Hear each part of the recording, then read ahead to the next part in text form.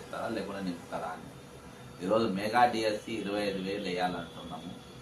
Syllabus చాలా ఉంటుంది. ఒకసారి మీరు ఉపాధ్యాయ నాయకులను పిలిపించుకొని అధ్యాపకుల నాయకులందరితో మీరు చర్చించి మరి ఈ సమయం 45 రోజులల్లో వీళ్ళు డిఎస్సి ఎగ్జామ్ రాయగలుగుతారా రాయలేరా ప్రిపేర్ అవుతారా కాదా కొంతమంది మీరు తెలుసుకోండి.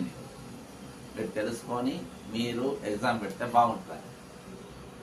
అదేవిధంగా ఈరోజు మోతీలాల్ దీక్ష చేయబట్టి వాటికి 5వ రోజు 5 రోజులు గడుస్తున్నాయంటే సామాన్య విషయం కాదు.